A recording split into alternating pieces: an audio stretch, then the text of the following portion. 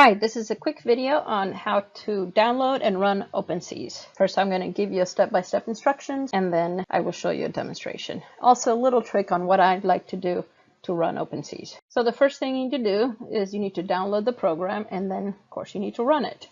And you need to go to opensees.berkeley.edu. You clicked on the left where it says download.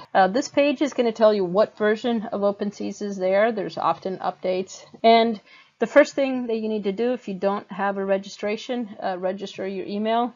And then from then on, you can just keep on using your email to enter it. There's not really passwords. To download, you just need the email. So once you get into the download page, you've got two options. You've got a Windows version and you've got a Mac version. But for the Mac version, you still need to download TickleTK and install it, and then you can run and install OpenSees. For the Windows version, this new releases nowadays, they come with a whole package, so you don't have to go through that whole process of having to update your Tickle as OpenSees gets updated. So first thing you do is you click on OpenSees. Whatever the version it's at. That causes you to download this page, so you're not actually executing, you're downloading a zip file. Once that zip file has downloaded, you want to extract it. And when it's extracted, you'll see it's going to have, this is the main folder, it's going to have two folders, a bin folder and a library folder. The library folder has the Tickle interpreter, so that's how it gets installed. And the binary folder has the OpenSees executable and two files for Tickle. And as I said, you don't need to pre-install it. So now you're set. You've got everything you need for OpenSees. Now, what do I do at this point? The instructions will tell you that you need to set the path wherever it is that you have OpenSees and set the path in your registry. Personally, I don't like to do that. I actually create two batch files. One is just brings me to the DOS prompt. So it's just a command, same thing as when you type run in Windows. And the other one actually is a batch file that calls OpenSees. So these are batch files, are just tiny little scripts that get run within DOS. The first one I like to have because I like to be in a command window, and then within that window I can set the path, or typically I'm going to put these two files wherever it is that I have my input files. So I don't have to set any paths. I run OpenSees directly, so I don't have to mess with paths of where my input files are or where OpenSees path is, because that's defined within this batch file. And so I'm going to zoom into this window here to show you that it's easy to run this way, because you put it in the path that you're in and you put in the folder these two files, and then you just type OpenSees. So typing OpenSees here in wherever it is, well, here I'm doing it within that path, but wherever it is that you have this batch file, you type OpenSees, you can then source your input file. Of course, here I don't have one yet, and then you can exit. If you're double clicking on the OpenSees batch file itself, exiting is going to close your window. But if you actually ran command file, it actually just puts you back into wherever folder you were in, and if you want, you can rerun OpenSees. I like to do this when I'm trying different input files or just different cases. Okay, now that we've gone through the step-by-step, I'm going to go ahead and do a live demo on how I go through these steps one by one in real time. All right, so the first step is to download the OpenSees file. So you go to opensees.berkeley.edu, you go to download, and you put in your email address that you registered under. If you haven't registered before, you go through the registration steps. It's very easy and quick. Submit, and you go in and you've got your options to download files. There's the Windows version and the Mac version. As I said, I'm going to download the Windows version. Download the Windows version. No need to download or install TickleTK. Got this executable file, but it's actually a zip file, so you can just double click it and extract it. So I'm actually going to extract it.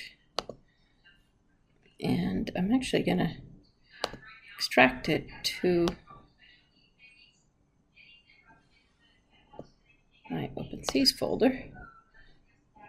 Select folder, see OpenSees that I've created already before, and there it is. So now you'll see, I like to keep it, right, basic C folder, just OpenSees, and keep all the different versions that I download. It's always kind of good to I just keep them for prosperity. And then this run one file, you see it's just a few example files that I'm going to run afterwards.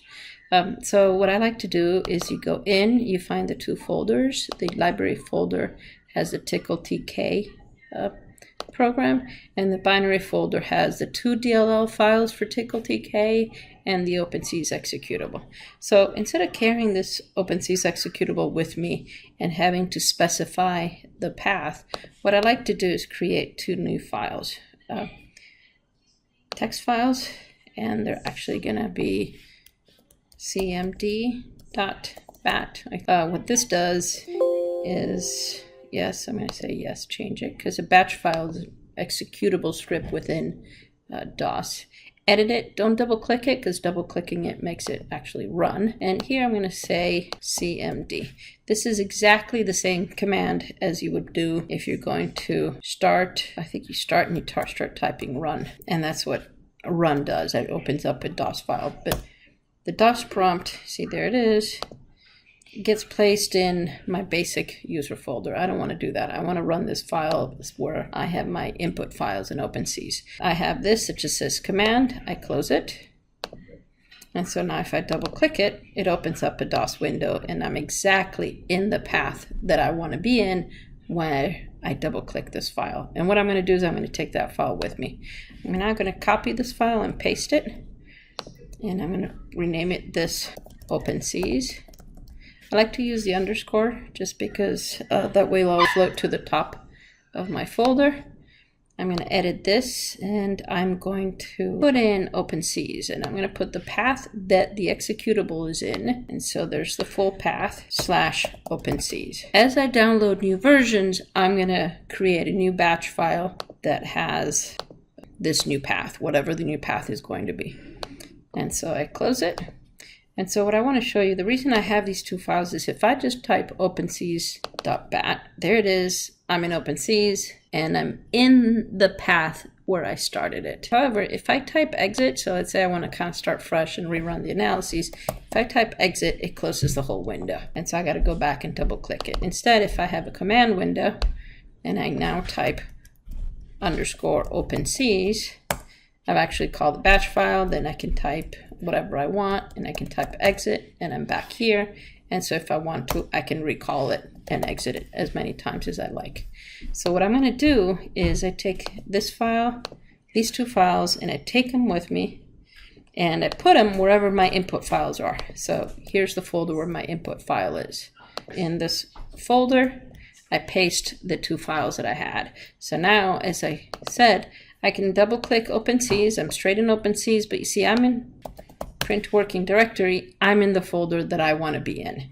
And so now I can just type source run1.tickle, which is the file up here, and it actually is going to run that tickle file. And this is my very first time running OpenSees. When this is done running, it's going to allow you to do additional input here. There it is. It's done. I can type exit, and it closes the whole window. On the other hand, and there's your output. As we didn't have those two output files before. So if you do it from the command, I retype here, I call OpenSees.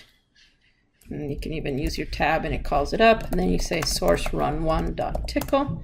You're running the input file, and now it's done. But I'm always able to run additional commands if I want. Or exit. What's nice is I exit, but I have a record of my output. And that's it. There's my demonstration.